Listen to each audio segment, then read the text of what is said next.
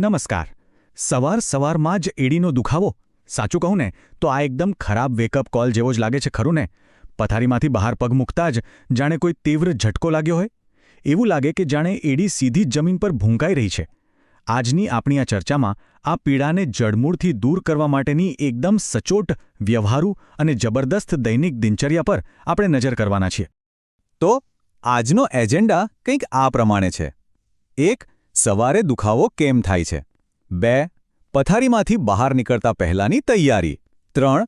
દિવસ દરમિયાન પગને સુરક્ષિત રાખવાની આદતો. 4. સાંજની રિકવરી. અને છેલ્લે 5. સામાન્ય ભૂલો અને મદદ. ચાલો સીધા જ વિભાગ 1 પર જઈએ. સવારે દુખાવો આખરે કેમ થાય છે? અચાનક થતા સવારના આ ખેંચાણને સમજવું. તો પથારીમાંથી બહાર નીકળતી વખતે એ પહેલું જ પગલું એવું શા માટે લાગે છે કે જાણે કોઈ સોય અથવા કાચના ટુકડા પર પગ મૂકી દીધો હોય? આ પીડામાંથી પસાર થનાર કોઈપણ વ્યક્તિ માટે આ એક સૌથી મોટી મૂંઝવણ છે. ચાલો આના વિજ્ઞાનને સમજીએ. પ્લાન્ટર ફેશિયા આ પગના તળિયે આવેલી એક ખૂબ જ જાડી પેશી છે. આખી રાત જ્યારે આપણે ઊંઘીએ છીએ ત્યારે પગ આરામમાં હોય છે અને આ પેશી સંકોચાઈ જાય છે.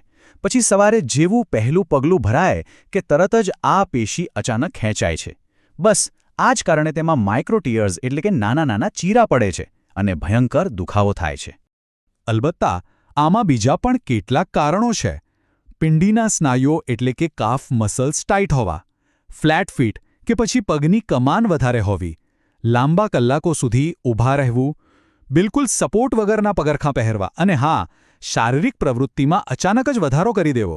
આ બધા જ પરિબળો ભેગા મળીને સમસ્યાને વધારે જટિલ બનાવે છે.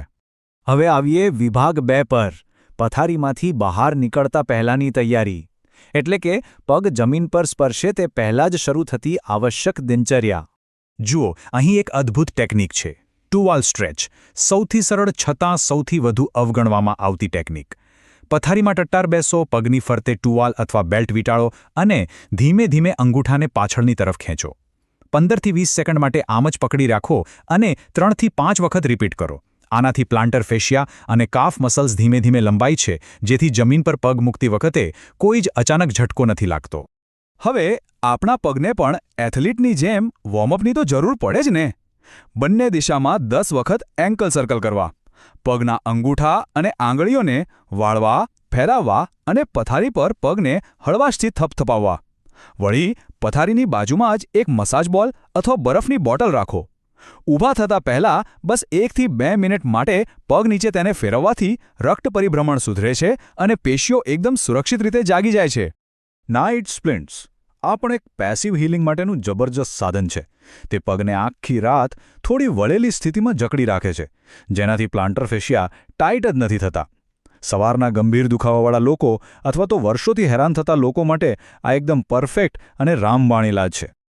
તો મહત્વની વાત એ છે કે સવારની આપણી ચાલવાની સ્ટાઇલ કેવી હોવી જોઈએ. પથારીમાંથી અચાનક કૂદી પડવાનું અને તરત દોડવા લાગવાનું બિલકુલ ટાળવું જોઈએ. તેના બદલે શાંતિથી 1 મિનિટ બેસો, સ્ટ્રેચ કરો, ધીમે ધીમે ઊભા થાઓ અને નાના, કંટ્રોલ્ડ પગલાં ભરો. આ પ્રથમ થોડા પગલાંને ઉતાવળ કરવાને બદલે દિવસની એકદમ હળવી શરૂઆત તરીકે લેવા જોઈએ. આગળ વધીએ વિભાગ 3 તરફ. દિવસ દરમિયાન રક્ષણાત્મક આદતો એટલે કે રોજિંદી પ્રવૃત્તિઓ દરમિયાન પગનું રક્ષણ કેવી રીતે કરવું? યોગ્ય પગરખાં પસંદ કરવાના નિયમો કંઈક આવા છે. ઘરમાં ટાઇલ્સ અથવા માર્બલ જેવા કઠણ ફ્લોર પર ખુલ્લા પગે ચાલવાનું તો બિલકુલ ભૂલી જ જાઓ. આ એડીના દુખાવાનું સૌથી મોટું છુપાયેલું કારણ છે. ઘરમાં હંમેશા કુશનવાળા સ્લીપર્સ કે ઓર્થોટિક સેન્ડલનો જ ઉપયોગ કરવો.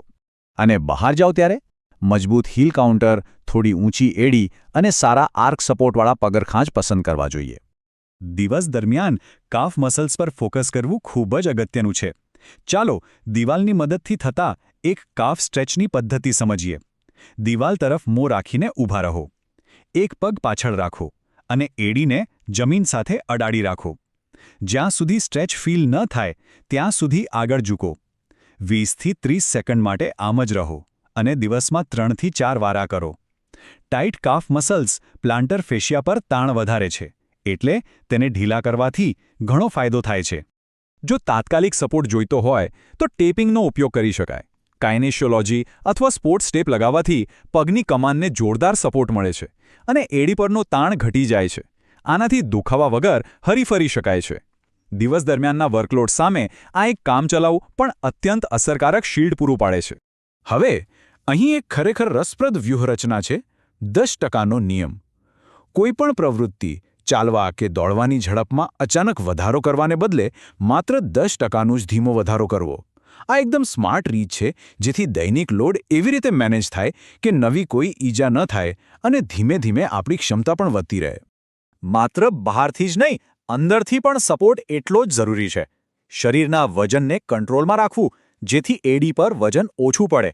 દિવસભર પુષ્કળ પાણી પીવું કારણ કે ડિહાઇડ્રેશન પેશીઓની ફ્લેક્સિબિલિટી ઘટાડી દે છે.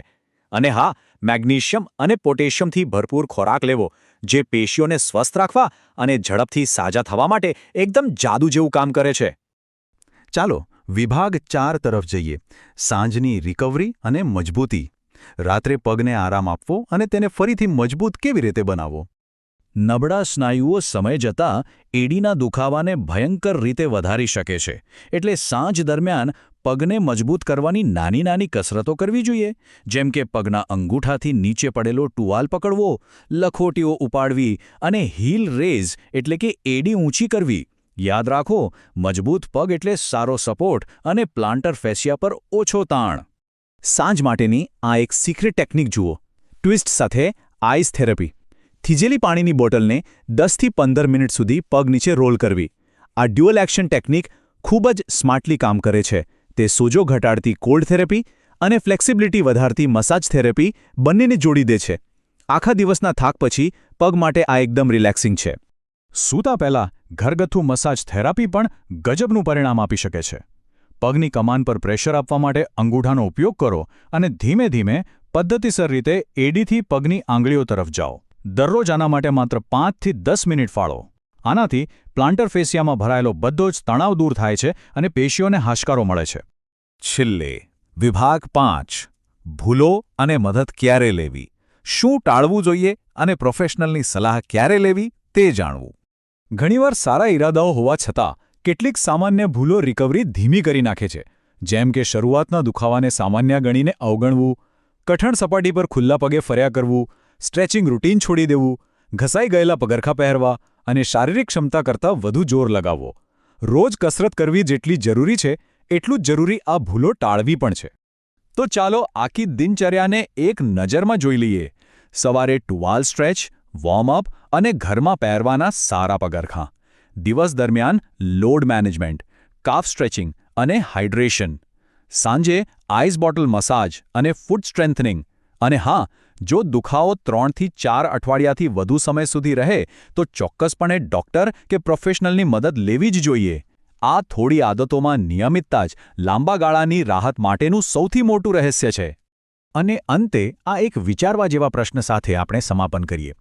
પગ દરરોજ આપણા આખા શરીરને ટેકો આપે છે, તો શું હવે સમય નથી આવી ગયો કે તેમને પણ યોગ્ય કાળજી અને સપોર્ટ મળે જેના તેઓ પૂરેપૂરા હકદાર છે? આજની આ ચર્ચામાં આપણે જે પણ સમજ્યા તે મુજબ પ્રોએક્ટિવ ફૂટકેર અપનાવવાથી એ પીડાદાયક પ્રથમ પગલાંને હંમેશા માટે ભૂતકાળ બનાવી શકાય છે. નવી માહિતી અને ઉકેલો માટે હંમેશા આવી જ રીતે ઉત્સુક રહેવું જોઈએ.